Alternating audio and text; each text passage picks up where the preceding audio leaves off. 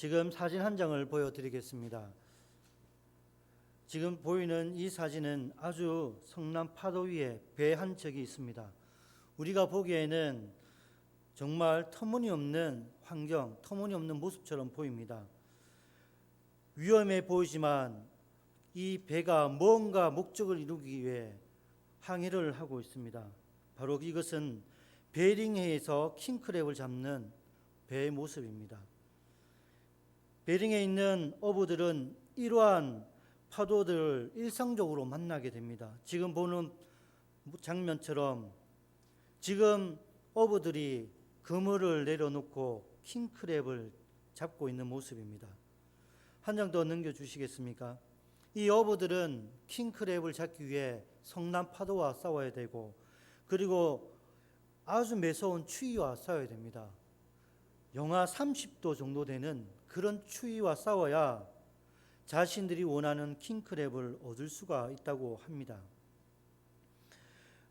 추위와 싸워야 되고, 그리고 자신과의 싸움도 이겨내야 됩니다. 두렵습니다. 이 킹크랩을 잡기 위해 한 해에 수많은 어부들이 목숨을 잃는다고 합니다. 항해를 할 때 오늘이 마지막이다라고 생각하는 어부들이 많이 있습니다. 그러나 그러한 두려움, 그러한 미래에 대한 소망 없는 생각들을 다 떨쳐버리고 어부 생활을 할 때 아름다운 열매를 맺는 그런 어부들입니다. 그런데 이 세상에 세워진 교회도 그렇습니다. 겉으로는 우리가 예수님을 믿는다는 이유로 고난을 받지 않습니다. 박해를 당하지 않습니다. 하지만 우리가 지나온 시간을 살펴볼 때 교회는 점점 힘들어집니다. 하나님이 우리에게 주신 사역을 감당하기에 버겁습니다. 아무리 열심히 전도를 해도 그 열매가 점점 줄어들고 있습니다. 뿐만 아니라 우리 주위에는 수많은 이단, 종교다원주의, 세속주의, 인본주의, 이러한 세계관들이 성도들의 마음을 유혹하고 공격을 합니다. 실제로 많은 교회들을 가보면 세속화된 모습들이 너무너무 많이 보입니다. 하나님이 아니라 자신의 만족을 위해 기도하고 예배를 드리는 그런 교회들이 계속해서 증가하고 있습니다. 앞으로 한국 교회 안에는 우리가 생각지도 못한 일들이 일어날 것입니다. 부익부 빈익빈처럼 큰 교회는 계속해서 더 크게 되고, 중형교회, 소형교회는 점점 작아지다가 문을 닫게 될 것입니다. 심지어 교회 본질을 추구하고 오직 하나님께 영광을 올려드리는 이러한 교회들은 어찌 보면 독특한 교회라고 사람들이 생각할 그 시간이 도래하게 될 것입니다. 그래서 저는 이 시대에 하나님의 사명을 감당하는 교회는 베링해에서 활동하는 배들처럼 거친 파도들을 이겨나가야 됩니다. 교회들, 그 사역들을, 그리고 성도들의 마음을 힘들게 하고 유혹하고 공격하는 수많은 파도들을 이겨나갈 때 교회는 든든하게 세워질 수가 있는 것입니다. 우리 모두는 하나님의 부르심을 받은 교회입니다. 지금 우리는 예수님 때문에 핍박을 당하지 않지만 그 시대처럼 우리가 말할 수 없는, 그리고 생각하기도 힘든 수많은 파도들이 우리 주변에 있습니다. 제일 첫 장면에 본 것처럼 한번 지나간 파도는 다시 돌아오진 않습니다. 하지만 그 뒤에 수많은 거친 파도가 있습니다. 지칠 만큼 많은 파도들이 공격할 수 있습니다.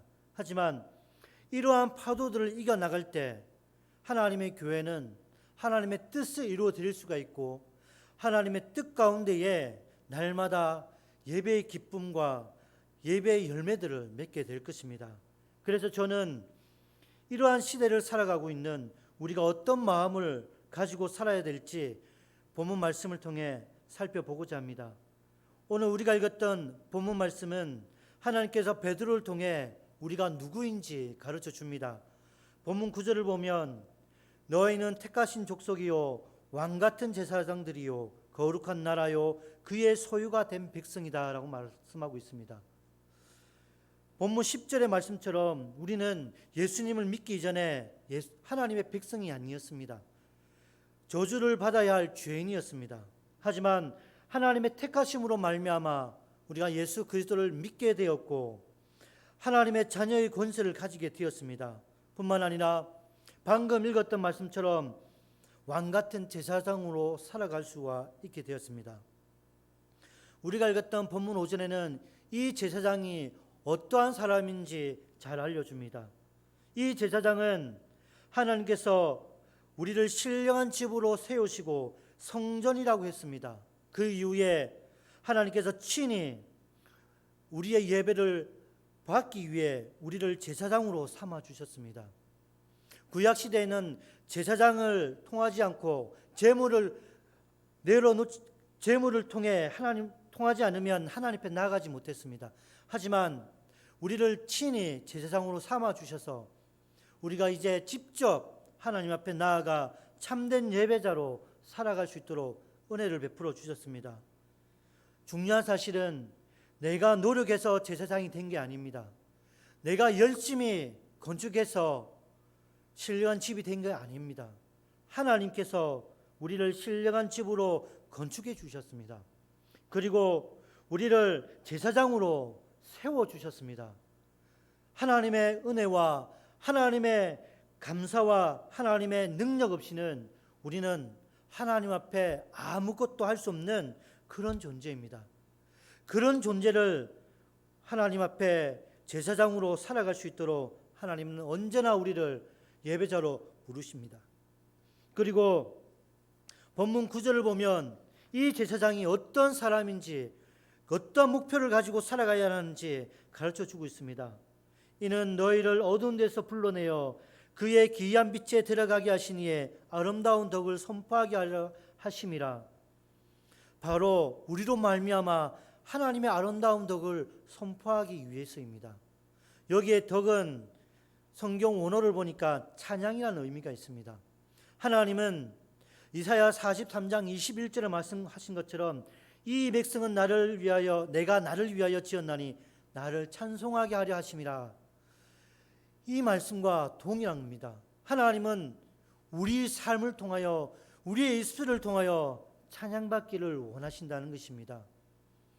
우리가 마지막에 오늘 불렀던 찬양의 가사처럼 하나님께서는 정말 세상 가운데 피 터지게 살아가는 예수님을 바르게 믿기 위해 하나님의 말씀대로 열심히 살아가기 위해 정말 하나님을 의지하는 주의 성도 한 사람 한 사람이 주의 전에 와서 하나님 앞에 예배 드릴 때 하늘의 문을 열어주시고 우리에게 은혜 베풀기를 원하십니다. 그래서 우리를 제사장으로 부르신 것입니다. 뿐만 아니라 우리에게 주신 그 은혜로 다시 한번 우리가 세상에 나아가 하나님이 우리에게 주신 그 직분을 감당할 수 있도록 하나님께서는 우리를 파송해 주시는 것입니다. 우리의 일상에 위협은 없고 고난은 없지만 예수님의 말씀대로 진정한 그리스도인으로 살아가기 위해 우리는 부질없이 노력해야 됩니다. 정말 삶의 영적인 전투가 날마다 일어납니다. 때로는 승리할 때가 있고 때로는 패배할 때가 있습니다. 죄악에 물들어 넘어지고 타락한 마음 때문에 좌절하고 낭망하는 마음, 세상 속에 정말 연약한 우리의 모습 때문에 정말 힘들고 지쳐있을 때에 하나님 앞에 나와 기도하고 찬양할 때, 그리고 하나님의 말씀을 들을 때마다 하늘의 문을 열어 우리에게 능력의 말씀이 임하면 감동과 감격이 일어납니다. 그리고 다시 한번 그 힘을 얻고 우리는 세상 속에 살아가고 있는 것입니다. 본문에서 그리고 성경에서 찬양하라, 찬송하라, 이것은 단순하게 우리가 공예배 시간 하나님을 찬양하는 그 입술의 찬양만 의미하는 것이 아니라 우리의 삶이 찬양이 되어야 한다는 것입니다. 우리의 삶이 오직 하나님의 놀라운 일들을 드러내고 예수 그리스도의 거룩한 증인으로 살아가야 한다는 것입니다. 우리의 삶이 예배자가 될 때에 우리의 삶 속에 진정한 찬양의 소리가 울려 퍼질 수가 있다는 것입니다. 이것이 교회입니다. 이것이 성도의 모습입니다. 하지만 점점 타락하고 영적으로 혼탁하는 이 시대에 우리의 신앙 유지하는 것도 너무너무 힘이 듭니다. 우리 자녀들에게 하나님의 말씀을 바르게 가르치고 양육하는 것도 너무너무 어렵습니다. 한마디 한마디 정말 자녀를 위해서 애쓰고 노력하고 그리고 우리 지체를 위해서 열심히 섬긴다 하지만 너무 역부족일 때가 많이 있습니다. 지난번에 살펴본 것처럼 사무엘에게 두 아들이 있습니다. 사무엘은 정말 훌륭한 하나님의 사역자였습니다. 모든 사람들이 존경할 만한 그런 훌륭한 분이었습니다. 하지만 그 두 아들은 어땠습니까? 하나님의 사명을 받았지만 그 사명을 감당하지 못하고 타락한 삶을 살았습니다. 이 세상에 수많은 사람들이 그러한 삶을 살아갑니다. 부모는 정말 존경한데 그 자녀는 그렇지 못하는 삶으로 살아가는 사람들이 너무나 많이 있습니다. 제가 아는 분은 한 교단의 총회장이었습니다. 총회장으로 교단을 섬겼습니다. 정말 열심히 섬겼습니다. 그런데 어느 날 커다란 사건이 일어납니다. 아버지는 정말 열심히 섬겨 총회장의 직분을 감당하고 있었는데 그 아들은 고신대에 다니면서 예수님을 믿다가 낭망합니다.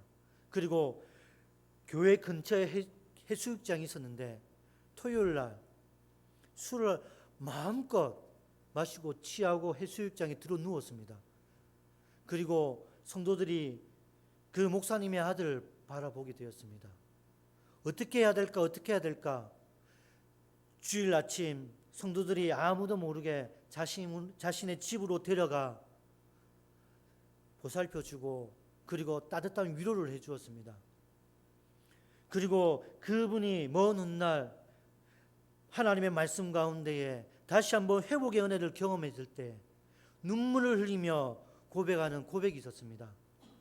아버지가 많은 사람들이 존경하는 총회장이었지만 나는 정말 힘들었다는 것입니다. 아버지 때문에 내게는 자유가 없었고 내게는 외식과 가식만 있었다는 것입니다. 고신대에 다녀 많은 사람들이 목회의 길을 걸어가야 한다고 권면을 하지만 나는 그 길이 너무너무 싫었다는 것입니다. 수많은 사람들이, 수많은 우리의 자녀들이 이러한 삶을 살아갈 수가 있습니다. 우리가 살아가는 이 세상 2000년 전에 초대교회가 겪었던 고난은 없습니다. 하지만 그 시대만큼 우리를 위협하고 우리를 공격하고 우리를 유혹하는 그런 거친 파도는 우리 주변에 너무나 많이 있습니다. 이럴 때일수록 우리는 내가 누구인지 알아야 됩니다. 저와 여러분은 오늘 우리가 읽었던 본문의 말씀처럼 하나님이 택하신 백성입니다.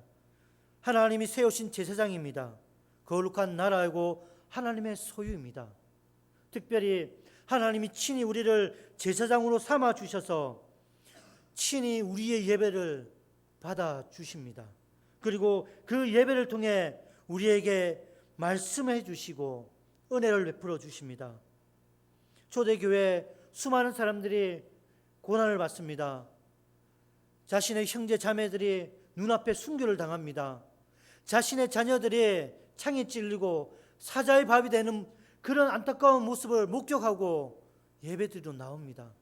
목숨을 걸고 하나님 앞에 예배를 드리는 그 성도들에게 하나님은 너희가 제사장이다.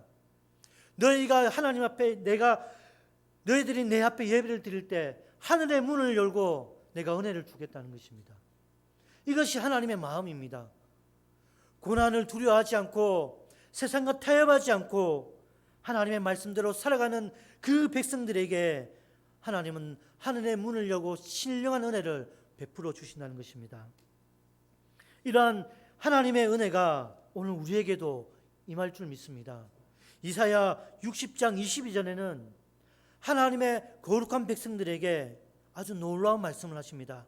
그 작은 자가 1000명을 이루겠고 그 약한 자가 강국을 이룰 것이라. 때가 되면 나 여호와가 속히 이루리라. 피폐하고 타락한 하나님의 백성, 이사야는 이 백성들에게 너희들 예배 드리지 말라 했습니다. 하나님이 너희들의 예배를 가증히 여긴다고 했습니다. 이처럼 타락한 사람들의 예배를 가증히 여기시는 하나님께서 이사야 선지자의 입을 통해 하신 말씀이 이 말씀입니다. 비록 너희들이 피폐하고 타락하고 너희들 앞에 재앙이 있고 징계의 파도가 있을지라도 그 이후에 회복의 은혜를 베풀어 주신다는 것입니다.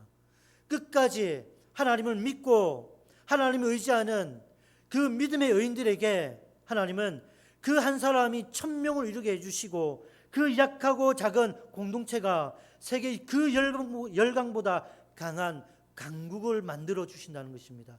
그때가 반드시 올 것이라고 선언하는 것입니다.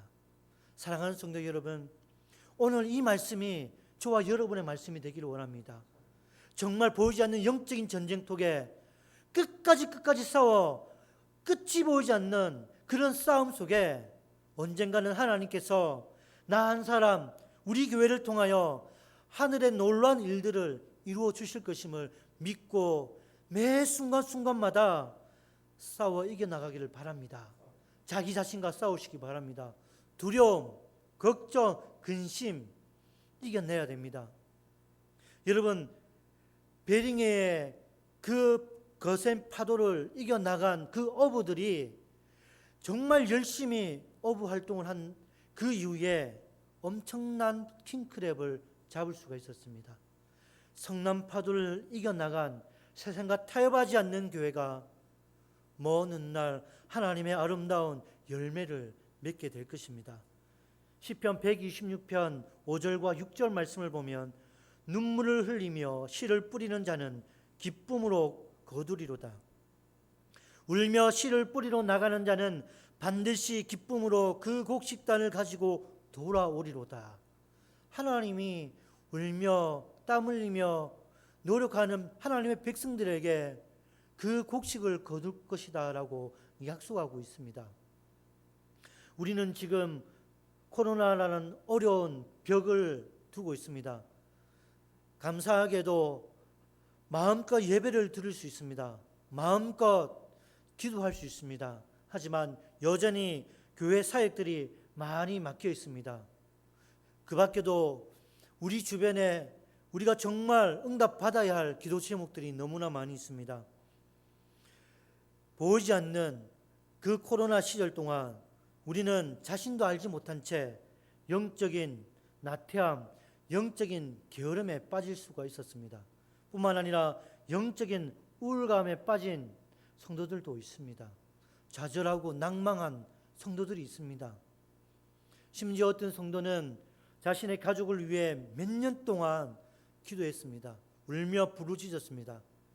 그런데 응답이 되지 않자 낭망해 버렸습니다.